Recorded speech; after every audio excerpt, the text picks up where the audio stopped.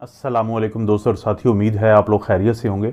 इस वीडियो में हम बात करेंगे केले के बारे में। थोड़ी सी कुछ बुनियादी हकायक हैं, जैसे कि एक तो अक्सर लोग पूछते हैं कि क्या जो केला होता है वो कब्ज़ के मरीज़ के लिए ज़्यादा यानी उसको फ़ायदा देता है या उस मरीज़ को फ़ायदा देता है कि जो लूज़ मोशन जिसको लगे हों, डायरिया हो या पेचस जिसको हम उर्दू में कहते हैं।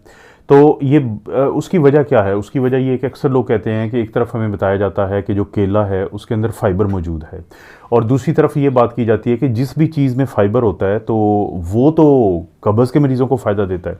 लेकिन जब हम डॉक्टरों के पास जाते हैं तो वो अक्सर हमें या हमारे बच्चों को कहते हैं कि आपको क्योंकि मोशन लगे हुए हैं, लूज़ मोशन है, तो डायरिया है आपको, तो आप केले खाएं। तो ये क्यों है वजह? इसकी वजह क्या है दोस्तों? देखें, जो केला है इसके अंदर जो, अगर हम एक आम जो एवरेज साइज़ के केले की बात करें, फाइबर की बात बताते हुए मैं आपको इसका बता देता हूँ सारा, कि एक एवरेज साइज़ के जो केले के अंदर कैलोरीज होती हैं वो 110 की कैलोरीज हैं।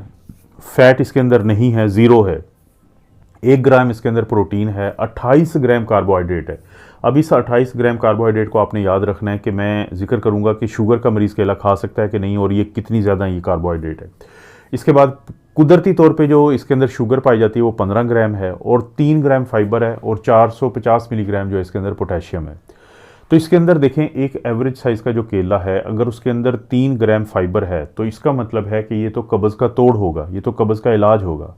क्योंकि ये जो फाइबर होता है, ये फाइबर काफ़ी ज़्यादा रहता है आपकी आंतों में, फौरी तौर पे आपके जिस्म का हिस्सा नहीं बनता, और ये आंतों से गुजरता जाता है। तो इसका मतलब है कि ये तो कॉन्स्टिपेशन या कब्ज़ का इलाज है। तो फिर ये आपके डायरिया का कैसे इलाज हो गया? दोस्तों, इसके अंदर एक होता है जिसको हम कहते हैं रेजिस्टेंस स्टार्च, जिसका शुगर के हवाले से भी मैं जिक्र करूँगा कि जो रेजिस्टेंस स्टार्च होता है उसके अंदर ये सलाहियत होती है कि ये आखिर तक जाता है, बड़ी आंत तक जाता है, यानी ये फौरी तौर पे आपके जिस्म का हिस्सा नहीं बनता, अच्छे वाले जरासीम को ये खुराक देता है। और ये जो रेजिस्टेंस स्टार्च होता है, ये जो कच्चे, किसी हद तक कच्चा केला होता है, यानी एक केला जो थोड़ा सा ग्रीन होता है तो उसके अंदर ये 70% तक ये पाया जाता है। लेकिन जैसे जैसे वो केला नरम हो जाएगा, जितना वो पकता जाएगा, तो रेजिस्टेंस स्टार्च कम हो जाएगा। तो रेजिस्टेंस स्टार्च जिन केलों में होता है उनको हम अक्सर कहते हैं कि वो बच्चे और बड़े जिनको डायरिया या लूज़ मोशन है तो वो इस्तेमाल करें। और दूसरा, वो लोग जिनको कॉन्स्टिपेशन का मसला है तो वो कोशिश करें थोड़े पके हुए जो केले होते हैं उनका इस्तेमाल करेंगे, तो उसकी वजह से उनकी कॉन्स्टिपेशन या कब्ज़ जो है वो इसलिए ख़त्म हो जाएगी कि ये बल्क बनाता है। अब मैंने बात की थी कि शुगर का मरीज़, अक्सर लोग पूछते हैं कि क्या केला उनके लिए अच्छी चीज़ है या ठीक चीज़ नहीं है, क्योंकि इसके अंदर जो है वो 28 ग्राम इसके अंदर आप कार्बोहाइड्रेट है। लेकिन उसी वक्त में आप देखें कि जो सोडे की बोतल होती है उसके अंदर 40 ग्राम होता है, तो उसको हम कहते हैं बिल्कुल आपने हाथ नहीं लगाना। लेकिन ये जो 28 ग्राम है ये भी बहुत ज़्यादा है। लेकिन अब हम बात करते हैं कि देखें, 28 ग्राम इसके अंदर कार्बोहाइड्रेट होने के बावजूद इसके अंदर जो इसका ग्लाइसीमिक इंडेक्स है वो 51 है, और जितना ही कच्चा होता जाएगा उतना ही ग्लाइसीमिक इंडेक्स कम होता जाएगा। जैसे मैं पहले ही बता चुका हूँ कि जो कच्चा केला होता है, ग्रीन जो केले थोड़े किसी हद तक होते हैं, उनके अंदर होता है रेजिस्टेंस स्टार्च। अब वो जो रेजिस्टेंस स्टार्च है वो इसका क्योंकि ग्लाइसीमिक इंडेक्स कम कर देता है, नेट जो हम कार्बोहाइड्रेट कहते हैं वो कम कर देता है, तो जिसकी वजह से मुनासिब मिकदार में शुगर का मरीज़ इसको इस्तेमाल कर सकता है। शुगर मुनासिब मिकदार में क्या मतलब है कि अगर आपने फ़र्ज़ करें कि दिन में केला खाया है तो फिर आप कोशिश करेंगे कि कोई और फल या कोई और कार्बोहाइड्रेट आप ना लें।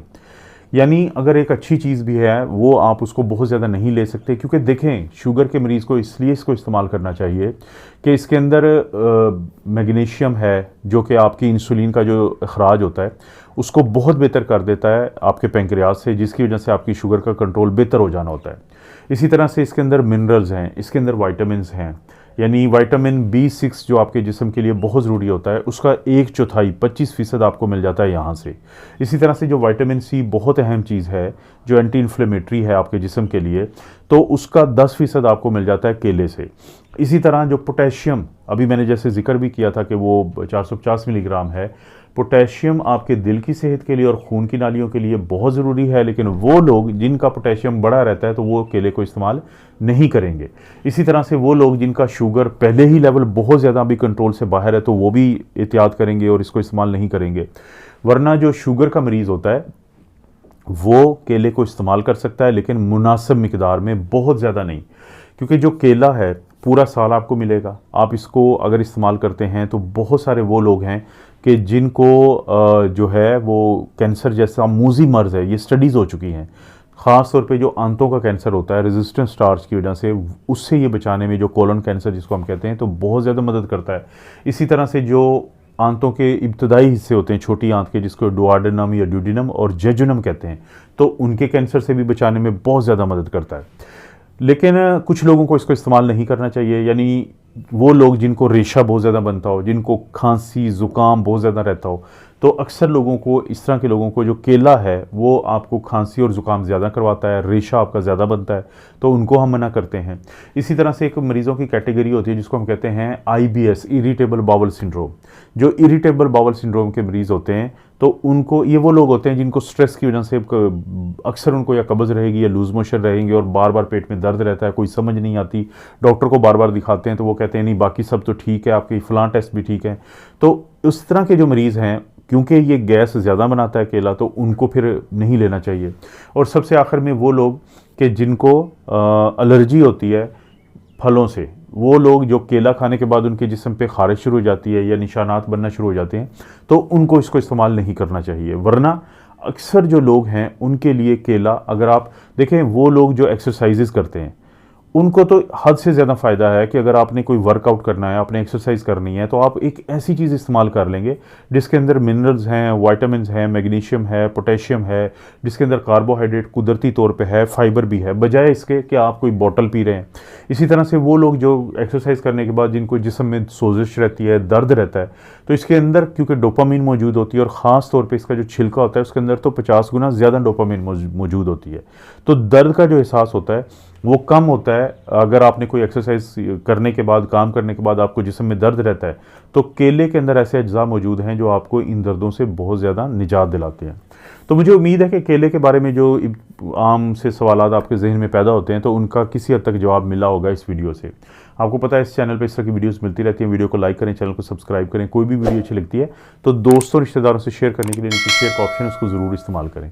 आप अपना और अपनी फैमिली का ख्याल रखें। अल्लाह ताला आपको और आपकी फैमिली को हर किस्म की बुराई, बीमारी और आजमाइश से महफूज रखें।